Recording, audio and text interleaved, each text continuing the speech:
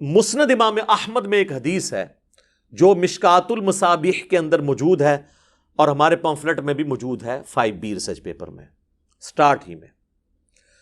رازدار رسول حذیفہ ابن یمان رضی اللہ تعالیٰ عنہ علیہ السلام کہتے ہیں کہ میں نے خود نبی علیہ السلام کا ایک خطبہ ممبر پر سنا تھا بعد میں آنے والے حکمرانوں سے متعلق. دودھ کا دودھ پانی کا پانی ہو جائے گا. اور یہ ہے بھی رازدار رسول ہیں جنہیں منافقین کے نام بتائے تھے نبی صلی اللہ علیہ وآلہ وسلم نے. تو حذیفہ ابن یمان کہتے ہیں کہ نبی علیہ السلام نے فرمایا کہ اللہ تعالیٰ جب تک چاہے گا تم میں نبوت باقی رہے گی، یعنی میرا وجود، اور پھر جب اللہ چاہے گا مجھے اٹھا لے گا، اور پھر میرے بعد خلافت علی منہاج النبوہ قائم ہوگی اور وہ بھی باقی رہے گی جب تک اللہ چاہے گا، پھر اللہ اس کو بھی اٹھا لے گا. اس کے بعد ملکن عاضن، ڈاکٹر سرار صاحب یوں کیا کرتے تھے، کاٹ کھانے والی ملوکیت، فریڈم آف ایکسپریشن کو غصب کرنے والی، مخالفین کو کاٹنے والی، وہ قائم ہو جائے گی. اور پھر اللہ تعالیٰ جب تک چاہے گا وہ رہے گی. ظاہر ہے فرعون، نمرود، ان سب لوگوں کو بھی حکومتیں جو ہیں وہ اللہ نے نہیں دی ہیں نا، آزمائش کے لیے.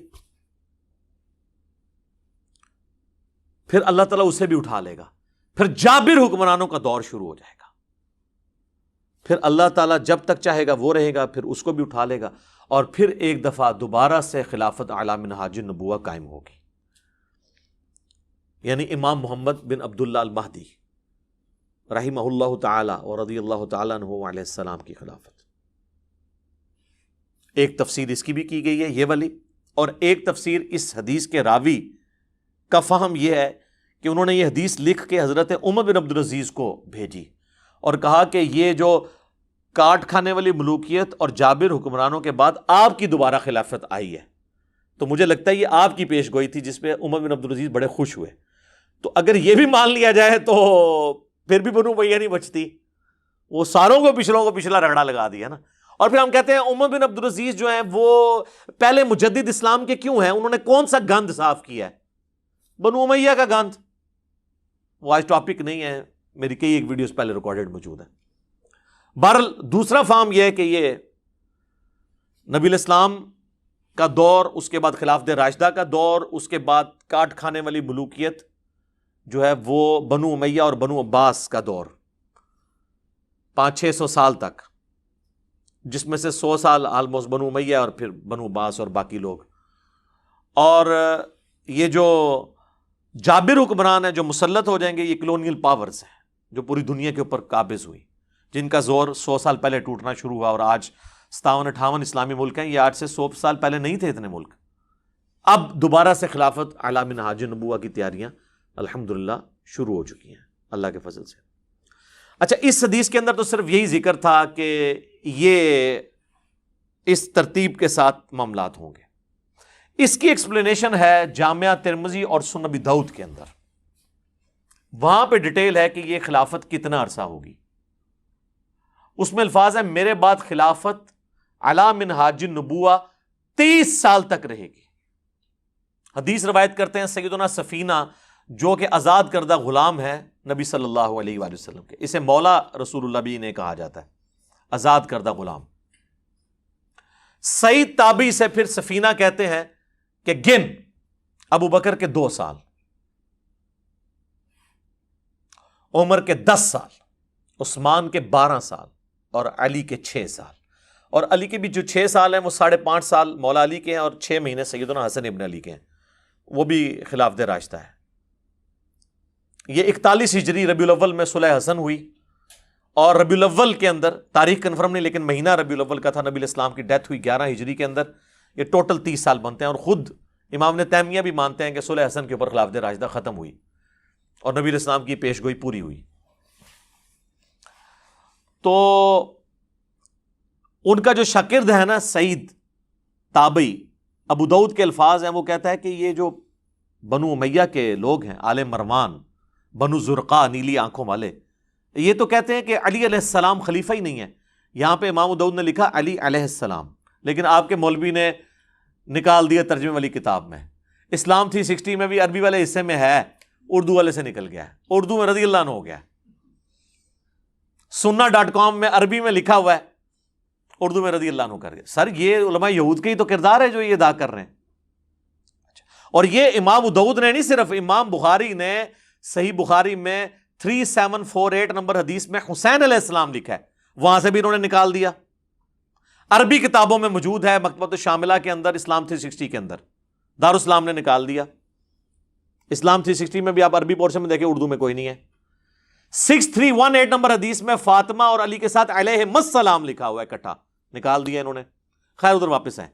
امام ابو داؤد نقل کرتے ہیں کہ جب سعید تابعی نے کہا نا کہ یہ تو بنو امیہ علی علیہ السلام کو خلیفہ ہی نہیں مانتے, چلیں اس سے یہ بھی ایک جو انہوں نے ڈھونگ رچایا تھا نا کہ جی وہ تو خلیفہ مانتے تھے, صرف وہ قصاص عثمان کی بات کرتے تھے. یہ تو تابعی خود بتا رہا ہے کہ بنو امیہ تو حضرت علی کو خلیفہ ہی نہیں مانتے تھے. ابھی تو میرے پاس اس کے اندر بہت کچھ کہنے کو ہے. میں نے ریسنٹلی ایک ویڈیو ریکارڈ کرائی ہے, حضرت معاویہ رضی اللہ تعالیٰ عنہ سے متعلق 15 حوالے میں نے صحابہ سے لے کر بعد کے علماء تک کے دیے, وہ آپ دیکھ لیں, آج وہ ٹاپک نہیں ہے. تو حضرت سفینہ کو غصہ آتا ہے, وہ کہتے ہیں کہ یہ بنو زرقا کی پیٹھ سے جھوٹ نکلا ہے جہاں سے یہ ہوا خارج کرتے ہیں. اور ترمذی کے الفاظ ہیں, ان کی اپنی جو حکومت ہے یہ شریر ترین بادشاہت ہے, بدترین بادشاہت ہے. یہ علی کو خلیفہ نہیں مان رہے, یہ تو خود شریر ترین بادشاہ ہیں. اچھا اب حضرت سفینہ جو ہے نا یہ فوت ہوئے ہیں 74 ہجری کے اندر, واقعہ کربلا ہوا ہے 61 ہجری میں. ناسبی پلی یہ لیتے ہیں کہ یہ انہوں نے حضرت معاویہ کی حکومت کے بارے میں نہیں کہا, پھر بھی پھنس جائیں گے پھر یزید کے بارے میں کہہ دیا, تو آپ تو یزید کے بھی چمچے ہیں. وہ پھر کہتے ہیں چھوٹی قربانی کر لو, بڑے کو بچا لو. لیکن سر نہیں, بڑے نے اگر کوئی کام ڈالا ہے تو وہ کیسے بچے گا؟ یہ حدیث صرف ترمذی ابو داؤد کے اندر موجود نہیں ہے, یہ حدیث میرے بھائی مسند ابی داؤد الطیالسی کے اندر بھی موجود ہے. اور اس میں الفاظ یہ ہیں کہ وہ تابعی, یہ پوری حدیث اسی طریقے سے ہے, وہ تابعی جب کہتا ہے نا یہ بدترین بادشاہ ہیں, یہ وہ جب صحابی کہتے ہیں حضرت سفینہ اور 30 سال خلافت ہے, تو وہ کہتے ہیں پھر حضرت معاویہ کون ہے؟ تو انہوں نے کہا حضرت معاویہ جو ہے وہ مسلمانوں کا پہلا بادشاہ ہے, یعنی انہوں نے کہا یہ خلافت راشدہ سے باہر. یہاں بھی ہمیں ایکسپوز ہو گیا کہ وہ کس کو سنگل آؤٹ کر رہے تھے. ابھی بھی تسلی نہ ہو تو اس کا ایک اور طریق ہے المصنف ابن ابی شیبہ کے اندر, اس میں الفاظ ہیں کہ یہ بنو امیہ بدترین بادشاہت ہیں اور ان کا پہلا بادشاہ معاویہ ابن ابی سفیان ہے. انہوں نے سب کو کہہ کے یہ بھی بتا دیا سرغنہ کون ہے. تو اب اس حدیث میں حضرت سفینہ کا 74 ہجری میں فوت ہونا یزید ابن معاویہ کو یعنی بیچ میں لانے کا ذریعہ نہیں بن سکتا. انہوں نے سٹارٹ کیا ہے 41 ہجری سے, صلح حسن سے. تو یہ مسئلہ آپ کو کلیئر ہو گیا. یہ الحمدللہ ساری کی ساری احادیث میں نے اس ریسرچ پیپر کے اندر ڈالی ہوئی ہیں. انشاءاللہ ہم اپنی ویڈیو کے اندر بھی جو ہے نا وہ ڈسپلے کروا دیں گے انشاءاللہ تعالی. اچھا اب میرے بھائیوں, یہ جو کاٹ کھانے والی ملوکیت ہے اس پہ پھر بولا جائے پھر گھنٹوں چاہیے, تو میں نمونے کے طور پر صرف 3 احادیث کور کروں گا جس سے آپ کو اوورآل ڈاکٹرن کلیئر ہو جائے اس ٹاپک کے اوپر. پہلی حدیث صحیح مسلم کے اندر کتاب الامارہ چیپٹر میں, حکمرانوں والے چیپٹر کے اندر, انٹرنیشنل نمبر کے مطابق 4776, سیدنا عبداللہ بن عمر بن عاص خانہ کعبہ کے سائے میں بیٹھے ہوتے ہیں, دیوار کے ساتھ ٹیک لگا کے, صحابی رسول ہیں. ایک تابعی خانہ کعبہ میں انٹر ہوتا ہے, عبد الرحمن بن عبد رب الکعبہ. تو وہ سنتا ہے کہ حضرت عبداللہ بن عمر بن عاص حکمرانوں کی اطاعت سے متعلق حدیث سنا رہے ہوتے ہیں. تو چپ کر کے سنتا رہتا ہے. اینڈ پہ وہ پوچھتا ہے کہ حضرت کیا آپ نے یہ واقعی رسول اللہ سے یہ بات سنی تھی کہ حکمرانوں کی اطاعت اس طریقے سے ہونی چاہیے؟ تو انہوں نے کہا ہاں, اللہ کی قسم میں نے رسول اللہ کو دیکھا, میرے کانوں نے آپ کی آواز سنی, میرے دل نے آپ کی باتوں کو یاد رکھا. تو انہوں نے کہا اگر یہی بات ہے تو آپ کے چچا کا لڑکا معاویہ بن ابی سفیان, یہ چچا زاد لگتے تھے نا آپس میں, عمرو بن عاص کے بیٹے ہیں نا, تو وہ تو ہمیں کہتا ہے کہ ہم آپس میں ایک دوسرے کو ناحق قتل کریں اور ایک دوسرے کا مال ناحق طریقے سے ہڑپ کریں, حرام خوری بھی اور قتل و غارت بھی. جبکہ اللہ تعالیٰ قرآن میں فرماتا ہے، سورۃ النساء کی آیت نمبر 29 اس نے تلاوت کی کہ اے ایمان والو آپس میں ایک دوسرے کو قتل مت کرو، اپنوں کو قتل مت کرو، اپنوں کو قتل یعنی ایک دوسرے کو، سارے مسلمان آپس میں بھائی ہیں، اور ایک دوسرے کا مال ناحق طریقے سے ہڑپ مت کرو۔ اب یہ بتائیے کہ ہم اللہ کی بات مانیں یا اطاعت امیر کریں؟ اب یہ ایک صحابی کو ایک تابعی نے ایک بہت بڑی بات کر دی، تو انہوں نے نہیں کہا کہ تم رافضیوں والی باتیں کر رہے ہو، تمہیں ایران سے کوئی فنڈنگ ہوتی ہے، نہیں کہا، تھوڑی دیر کے لیے خاموشی اختیار کر لی انہوں نے۔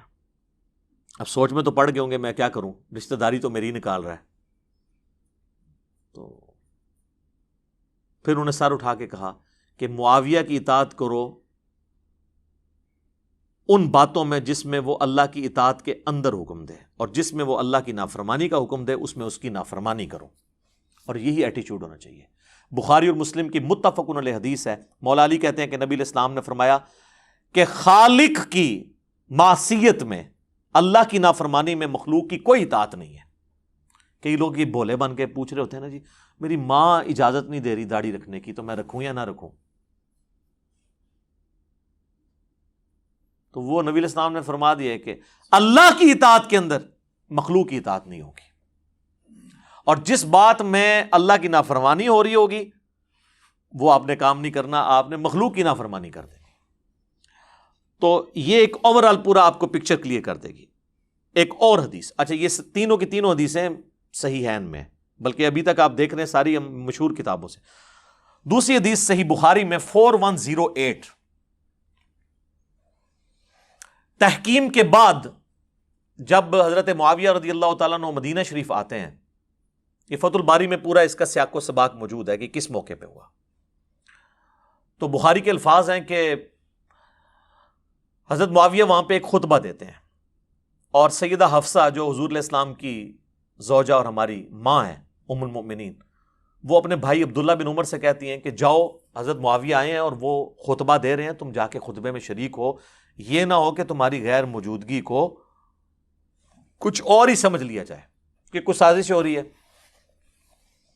تو وہ چلے گئے، اس سے یہ بھی پتا چلا کہ وہ جانا نہیں چاہتے تھے، تبھی بھیجنا پڑا نا، ظاہر ماں بھی تھی، ام المومنین ہونے کی وجہ سے وہ بڑی بہن بھی تھی۔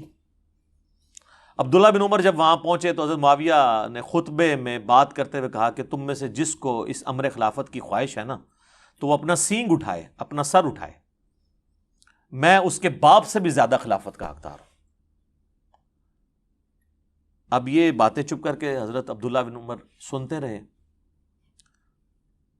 یہاں تک تو کلیئر نہیں کہ انہوں نے کس کو یہ ٹونٹ کروائی ہے، لیکن اسی حدیث میں آگے آتا ہے کہ حبیب بن مسلمہ تابعی کہتے ہیں کہ جب مجمع چھٹ گیا تو میں نے عبداللہ بن عمر سے کہا کہ حضرت آپ نے معاویہ کو اسی وقت کیوں نہیں جواب دیا؟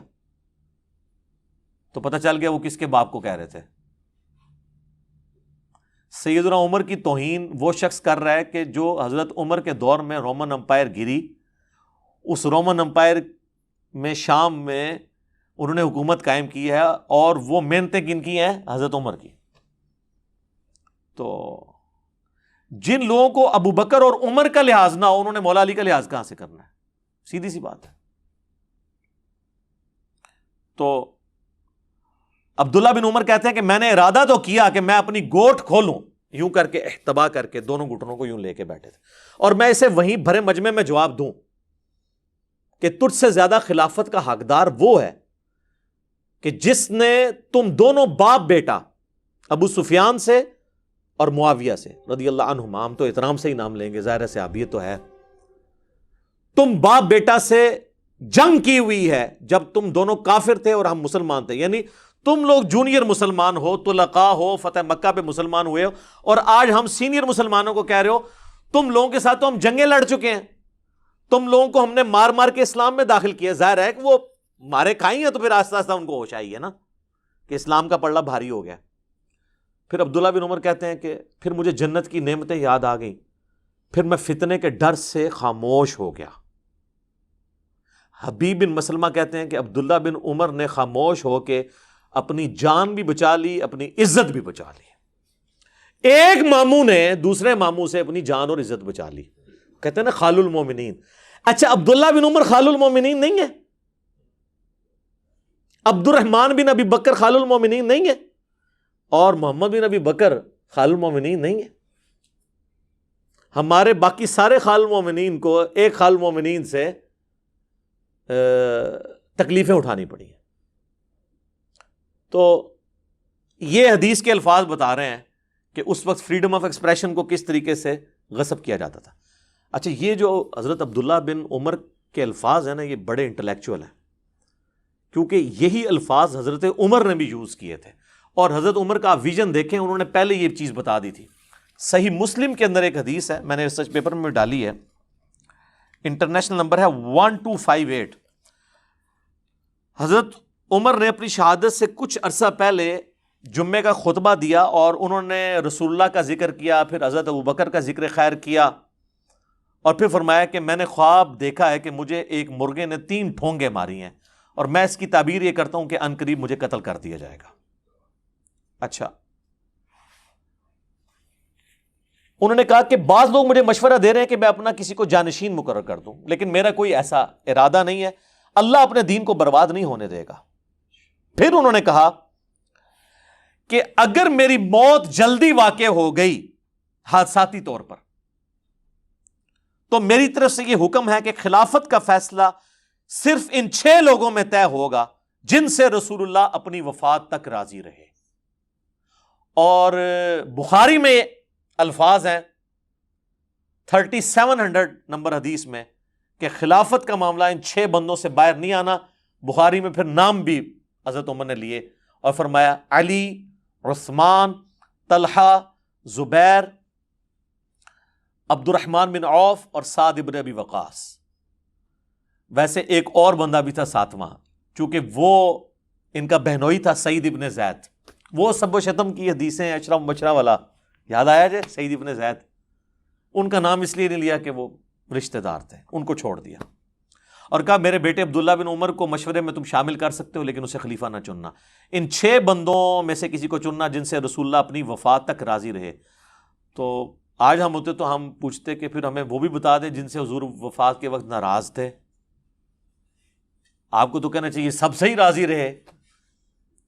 یہ کہتے ہیں نا سر ہر چیز میں اشارے موجود ہیں. ابھی تو یہ بات ختم نہیں ہوئی. پھر حضرت عمر کہتے ہیں، مسلم کے الفاظ ہیں کہ اگر تم دیکھو کہ ان 6 لوگوں کی خلافت میں کوئی تام کر رہا ہے تو سمجھ لینا کہ یہ وہی لوگ ہیں کہ جن کو میں نے اسلام کی خاطر اپنے ہاتھوں سے مارا ہے، اور یہ اسلام کے دشمن اور کافر ہیں. یہ الفاظ ہیں. ادھر عبداللہ بن عمر نے کہا نا کہ تمہیں تو ہم نے مار مار کے مسلمان کیا ہے، اور یہاں حضرت انہوں نے اپنے باپ کے الفاظ ریپیٹ کیے. تو عبداللہ بن عمر نے اپنے باپ کے مشن کو ہی آگے لے کر چلے، لیکن وہ سامنے نہیں بات کی، بعد میں کی. ظاہر ہے پھر سر حسین ابن علی اور ابن عمر میں تو فرق ہوگا نا. ان کی نیچر جو ہے وہ ذرا پیسیو تھی، ان کی ایکٹیو تھی، ایکسٹروورٹ تھے.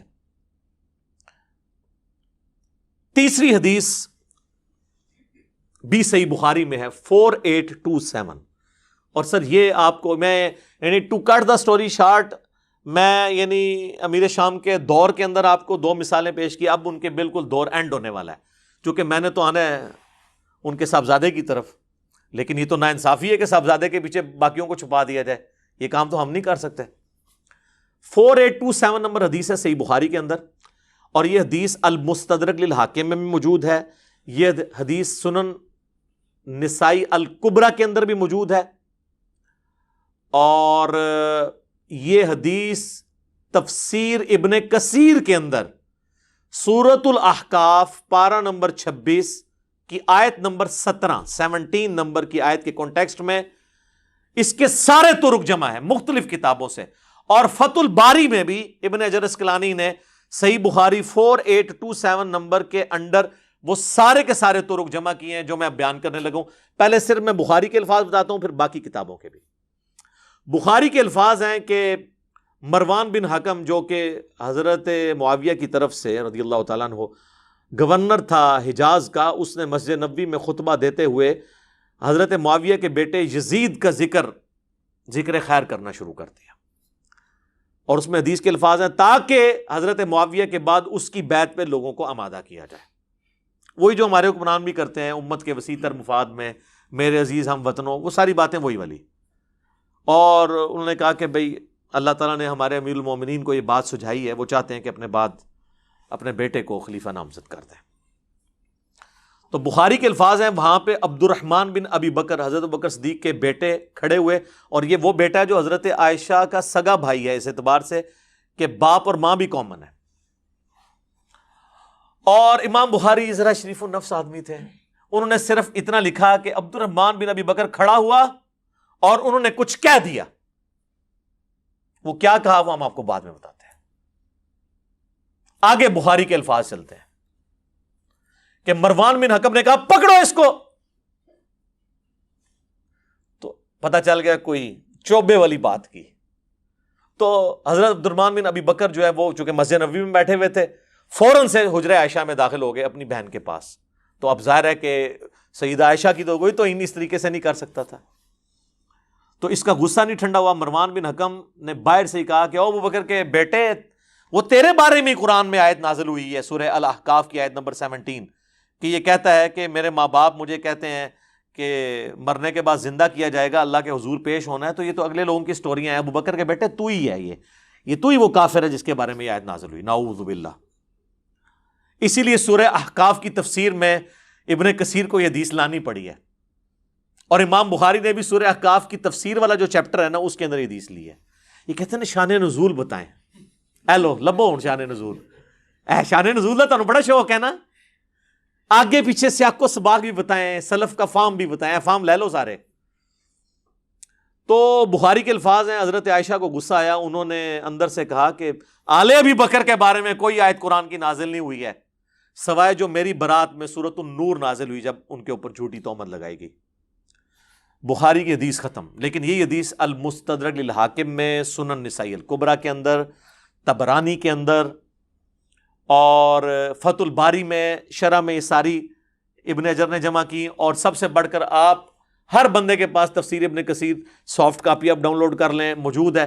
سورہ احقاف پارہ نمبر 26 آیت نمبر 17 کی تفسیر میں انہوں نے سارے ترک ایک جگہ جمع کر دیے، کوئی آپ کو ڈھونڈنے نہیں پڑنے. تو اب آپ فیلنگ دا بلینک سنیں. وہ جو ہے نا کہ مروان نے جو خطبہ دیا تو اس خطبے میں یہ بھی الفاظ تھے کہ ہمارا امیر المومنین اپنے بیٹے کو بنانا چاہتا ہے. تو ابو بکر نے بھی تو عمر کو بنایا ہی تھا نا. تو حضرت عمر کو ابو بکر کے بیٹے تھے. تو پھر ظاہر ہے کہ ابو بکر کے بیٹے کو تو غصہ آنا تھا نا کہ نام تو میرے باپ کا لے رہا ہے اور مثال کتنی غلط فٹ کر رہا ہے. تو وہ کھڑے ہو گئے. امام بخاری نے کہا کچھ کہا، باقی کتابوں میں پھر ان حدیث کی کتابوں میں آتا ہے، حاکم میں، سنن نسائی الکبریٰ میں، کہ انہوں نے کھڑے ہو کر کہا کہ سیدھا سیدھا کہا کہ تیرا امیر المومنین کیسر و کسرا، رومنز اور پرشین امپائر کے جو بادشاہ اور شہنشاہ تھے نا، وہ ملوکیت ان کے طریقے پہ چلنا چاہتا ہے، ابو بکر عمر کے طریقے پہ نہیں. ورنہ تو ابو بکر کا طریقہ یہی والا تھا تو پھر عبد الرحمن بن ابی بکر بیٹھا ہوتا نا خلافت کے اوپر، اور حضرت عمر کا طریقہ ہوتا تو عبداللہ بن عمر بیٹھا ہوتا رضی اللہ عنہم اجمعین وعلیہم السلام اجمعین. تو اس پہ انہوں نے کہا پکڑو اس کو. اور پھر آگے آتا ہے کہ حضرت عائشہ نے حجرے سے کہا اسکت، خاموش ہو جا. اور وہ جو بخاری کے الفاظ ہیں کہ جی آل ابی بکر کے بارے میں سورہ نور کی آیات نازل ہوئی ہیں. آگے ان کتابوں میں ملتا ہے کہ حضرت پھر عائشہ کا غصہ نہیں ٹھنڈا، انہوں نے کہا ہاں تیرے بارے میں نبی علیہ السلام نے فرمایا تھا جب تو اپنے باپ کی پشت میں تھا کہ حکم پر لعنت، اس کی اولاد پر لعنت. تو اسی حکم کا بیٹا ہے نا مروان بن حکم، تو اسی لعنت کا ٹکڑا ہے اپنے باپ کی. تم باپ بیٹا پہ تو رسول اللہ نے لعنت کی ہوئی ہے. اور ان کو مدینہ بدر کر دیا تھا نبی علیہ السلام نے.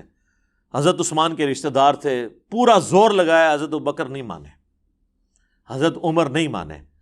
پھر جب حضرت عثمان خلیفہ بنے تو انہوں نے حسن سلوک کی وجہ سے ان کو لے آئے، اور پھر یہی باپ بیٹا گاٹے فٹ ہو گئے. حضرت عثمان کی شہادت کا سبب یہی مروان بنا ہے. پھر حتیٰ کہ انہوں نے اپنی بیٹی کا رشتہ بھی کر دیا، اور اس پہ ترا وہ فدق بھی اس کے حوالے کر دیا. دیکھیں نا جی، وہ پھر ایشوز تو پھر آگے ملٹی پلائی ہوتے ہیں نا.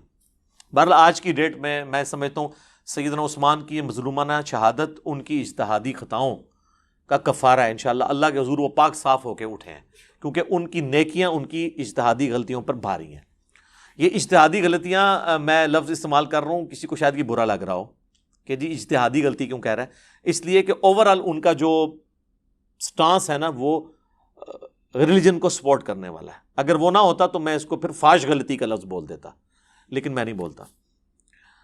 تو اس حدیث کے اندر یہ لعنت کے الفاظ، بلکہ مسند ابی یعلا کے اندر اس کو سپورٹیو ایک حدیث ہے کہ حسن و حسین بیٹھے ہوئے تھے علیہم السلام، اور مروان مدینے کا حاکم خطبہ دے رہا تھا، اور اس نے اس میں کہا کہ اہل بیت تو ہے ہی لعنتی لوگ، نعوذ باللہ.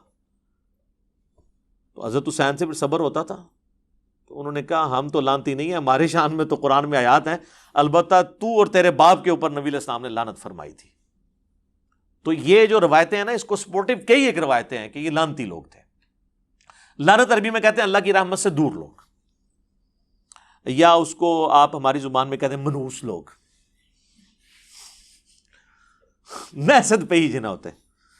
ٹھیک ہے، یہ آپ کو پتا چل گیا کہ یہ کہتے ہیں نا جی وہ یعنی بڑا مشورہ ہوا، یہ وہ جی اتنے صحابہ نے بیعت کر لی تھی، یہ کس طریقے سے یہ تحفہ مسلط ہوا ہے امت کے اوپر. کئی ایک ٹاپکس ہیں، میں اس کو پھر اب کنکلوژن کی طرف لے کے آتا ہوں. یہ ہے میرے بھائیوں میرا ریسرچ پیپر، واقعہ کربلا کا حقیقی پس منظر 72 صحیح الاسناد احادیث کی روشنی میں. یہ میں نے 72 کا ٹائٹل شہدائے کربلا کی نسبت سے لیا ہے، ادروائز اس میں احادیث 200 سے زیادہ ہیں، اکثر بخاری اور مسلم سے ہیں. سب سے پہلے میں نے عربی میں لکھا اسے، اس کے بعد اس کا اردو ترجمہ ہوا، پھر ہندی ترجمہ ہوا، پھر انگلش ترجمہ ہوا. 4 زبانوں میں انٹرنیشنل پمفلٹ ہے. بخاری اور مسلم تو صحیحین ہیں. بخاری اور مسلم کے علاوہ جو احادیث کی کتابوں سے احادیث لی گئی ہیں، سب احادیث کے اوپر دور حاضر کے بڑے بڑے جو محققین ہیں، محدثین، شیخ البانی، شیخ زبیر علی زئی، شیخ شعیب ارنوت رحمہم اللہ اجمعین، ان کی تحقیم لگی ہوئی ہے. اور کوئی بھی حدیث ایسی نہیں ہے جس کو کسی نہ کسی محدث نے صحیح نہ کہا ہو. اس کے علاوہ پرانے بزرگوں کی بھی تحقیم ہے، امام حاکم کی، امام ذہبی کی، امام ترمذی کی، اور ائمہ کی بھی. اور یہ جو ریسرچ پیپر ہے میرے بھائیوں، یہ آلموسٹ یہ پوری سٹوری کو کور کرتا ہے، اور اس کا نام میں نے کیا رکھا ہے؟ واقعہ کربلا کا حقیقی پس منظر 72 صحیح الاسناد احادیث کی روشنی میں. واقعہ کربلا کو ڈسکس کرنا اہم نہیں ہے کہ نعوذ باللہ من ذالک وہاں پر آرا چلا تھا یا تیر چلے تھے. اصل چیز امپورٹنٹ یہ ہے کہ یہ واقعہ ہوا کیوں نبی علیہ السلام کی وفات کے بعد صرف 50 سال گزرے اور آپ کی پوری اولاد ذبح کر دی گئی. یہ تو کسی پیغمبر کے ساتھ نہیں ہوا. یہ اتنا بڑا معاملہ ہے کہ ہم اس کو ہلکا نہیں چھوڑ سکتے، جبکہ ہمارے پاس غدیر خم کی حدیث بھی موجود ہو. صحیح مسلم میں اوپر تلے 4 حدیث ہیں. مولا علی کے فضائل والے چیپٹر میں انٹرنیشنل نمبر کے مطابق 6225 سے 6228 تک نبی علیہ السلام نے اپنے آخری حج میں مدینہ شریف آتے ہوئے مکے سے واپسی پہ خم نامی گاؤں میں ایک خطبہ دیا. اونٹ کے پالان کا ممبر رکھا گیا. آپ علیہ السلام نے کنکلوڈنگ گفتگو کی، اے لوگو آگاہ ہو جاؤ، میں بھی ایک انسان ہوں. قریب ہے کہ اللہ کا قاصد یعنی موت کا فرشتہ میرے پاس آئے اور میں اس کی دعوت قبول کر لوں. میں اپنے بعد تم میں 2 بھاری چیزیں چھوڑ کے جا رہا ہوں. ان میں سے پہلی چیز اللہ کی کتاب ہے، اس میں ہدایت ہے، اس میں نور ہے. تم اللہ کی کتاب کو پکڑو، اپنا تعلق اس کتاب کے ساتھ مضبوط کرو. اللہ کی کتاب اللہ کی رسی ہے، جو اسے پکڑے گا وہ ہدایت پہ ہوگا، جو اسے چھوڑ دے گا وہ گمراہ ہو جائے گا. پھر زید ابن ارقم کہتے ہیں کہ نبی علیہ السلام ہمیں ترغیب دلاتے رہے، اللہ کی کتاب، اللہ کی کتاب، اللہ کی کتاب. اور پھر فرمایا کہ دوسری بھاری چیز میرے اہل بیت ہیں، میں اپنے اہل بیت کے معاملے میں تمہیں اللہ کا خوف دلاتا ہوں. اور اس جملے کو آپ نے 3 دفعہ ریپیٹ کیا. لیکن امت نے بالکل الٹ کیا، نہ قرآن کو پکڑا اور نہ اہل بیت کو زندہ چھوڑا. تو یہ ایک بہت تلخ چیز ہے. اور نبی علیہ السلام ہمیں غدیر قوم کے اوپر وصیت کر کے گئے، اور یہ پلیٹ فارم اللہ کے فضل سے قرآن کی توحید پہ کھڑا ہے، اور اہل بیت کے دفاع پر یہ پلیٹ فارم غدیر قوم پہ ہے. الحمدللہ.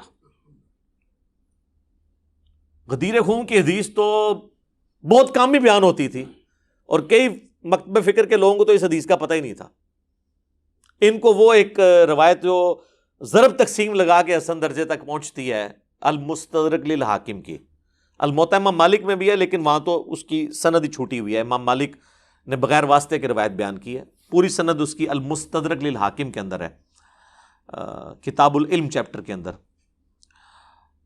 318 نمبر 18 وہ حجۃ الوداع کا خطبہ ہے کہ 2 چیزیں چھوڑ کے جا رہا ہوں، اللہ کی کتاب اور اس کے نبی کی سنت، اسے مضبوطی سے پکڑ لو گے کبھی گمراہ نہیں ہوگے۔ اور مسلم شریف میں جو حجۃ الوداع کا خطبہ ہے نا، انٹرنیشنل نمبر کے مطابق 2950، اس میں سنت کا ذکر نہیں، صرف کتاب اللہ کا ذکر ہے۔ سنت کو ماننا، کتاب اللہ کو ماننا اس کے اندر امپلائڈ ہے، کیونکہ قرآن ہی نے ہمیں سنت کی طرف رہنمائی کی ہے نا، من یطیع الرسول فقد اطاع اللہ، جس نے رسول اللہ کی اطاعت کی اس نے اللہ کی اطاعت کی، صلی اللہ علیہ وآلہ وسلم۔ صلاۃ بر محمد وآل محمد، اللہم صلی علی محمد وعلی آل محمد وبارک وسلم واصحابہ اجمعین الی یوم الدین، آمین۔ تو یہ میرے بھائیوں ریسرچ پیپر میں نے جو لکھا، اس ریسرچ پیپر میں نے کربلا کی پوری ہسٹری، وہ جو 6 ٹاپک ہیں وہ کور کیے ہیں۔ میں ان کی ہیڈنگ صرف آپ کو بتا دیتا ہوں۔ پہلا ٹاپک ہے منہج نبوی پر قائم خلافت راشدہ کی صحیح مدت کتنی تھی اور خلافت راشدہ کے حقیقی اہل خلفائے راشدین کون تھے۔ دوسرا ٹاپک خلیفہ راشد سے بغاوت بدعت ہے، جنگ جمل، صفین اور نہروان میں سیدنا علی کی حقانیت اور شہادت سیدنا عثمان کے اصلی اسباب، وہ جعلی اسباب نہیں کہ ایک عبداللہ بن سبا نے 40,000 صحابہ تربیت یافتہ ان کی مت مار دی، نعوذ باللہ، نہیں، آل امیہ کو بچانے کے لیے۔ عبداللہ بن سبا پرسنالٹی ہے، وہ بعد میں آیا، اسے مولا علی نہیں قتل کروایا، اس کا مسئلہ بالکل الگ ہے۔ تیسرا ٹاپک رسول اللہ صلی اللہ علیہ وآلہ وسلم نے اپنی وفات سے 1 مہینہ قبل مستقبل میں ہونے والے حکومتی بگاڑ سے متعلق غیبی خبریں دے دی تھی۔ چوتھا ٹاپک چوتھے خلیفہ راشد سیدنا علی رضی اللہ تعالیٰ عنہ علیہ السلام کے فضائل کا بیان اور ان پر ممبروں سے لعنت کرنے کی بدعت کب اور کس نے ایجاد کی۔ پانچواں ٹاپک حضرت معاویہ رضی اللہ تعالیٰ عنہ کو حکومت مل جانے کے بعد سے بتدریج امت پر کیسی ملوکیت مسلط ہوئی اور اس کا بھیانک نتیجہ کیا نکلا۔ اس میں نے صلح حسن والا بھی وہ ایشو کور کیا ہے کہ وہ بھائی شرائط پہ صلح ہوئی تھی، اس طرح نہیں ہے کہ ایویں صلح ہو گئی تھی، اور پھر معذرت کے ساتھ ان شرائط کے ساتھ جو کچھ ہوا وہ آپ اسی میں پڑھ سکتے ہیں، آج ٹاپک نہیں ہے میرا۔ اور چھٹا ٹاپک سیدنا حسین رضی اللہ تعالی عنہ علیہ السلام کے فضائل کا بیان اور یزید ابن معاویہ کی ملوکیت میں اس کے گورنر عبید اللہ ابن زیاد کے ذریعے مظلومانہ شہادت۔ یہ 6 ٹاپک میں نے کور کیے ہیں۔ یہ ریسرچ پیپر آپ مفت ڈاؤن لوڈ کریں، عربی میں، اردو میں، انگلش میں، ہندی میں، ہماری ویب سائٹ ahlsunnatpak.com سے۔ ہارڈ کاپی آپ اس کی بالکل فری منگوا سکتے ہیں، ڈاک کا صرف آپ نے خرچہ دینا ہے TCS کا 300 روپیہ، اور صرف یہ ریسرچ پیپر نہیں، اس کے ساتھ یہ ٹوٹل 12 کا پیکج ہے، 9 ریسرچ پیپرز ہیں اور 3 اذکار کارڈ ہیں۔ 12 کا پیکج صرف 300 روپے میں، اور وہ بھی ڈاک کا خرچہ TCS کا، آپ کے گھر آ جائے گا صبح 9 سے لے کر شام 5 بجے تک۔ ہمارے اکیڈمی پہ آپ کال کر سکتے ہیں، اکیڈمی کا نمبر ہے +923215900162، پاکستان سے کریں گے تو 032159000162، یہ اکیڈمی کا نمبر ہے۔ اور اس پہ واٹس ایپ اگرچہ ہے لیکن وہ انٹرٹین نہیں ہوتا، صرف کال کریں گے، نہ واٹس ایپ پہ میسج بھیجنا ہے، میسج بھی بھیجنا ہے تو آپ نے ٹیکسٹ میسج بھیجنا ہے۔ انشاءاللہ تعالیٰ یہ کربلا والا ریسرچ پیپر اور ساتھ اس کے مزید 8 ریسرچ پیپر، یہ 9 ہوئے، اور 3 اذکار کارڈ، یہ ٹوٹل 12 کا پیکج انشاءاللہ تعالیٰ آپ کے گھر ڈاک میں انشاءاللہ تعالیٰ ڈلیور کیا جائے گا انشاءاللہ تعالیٰ۔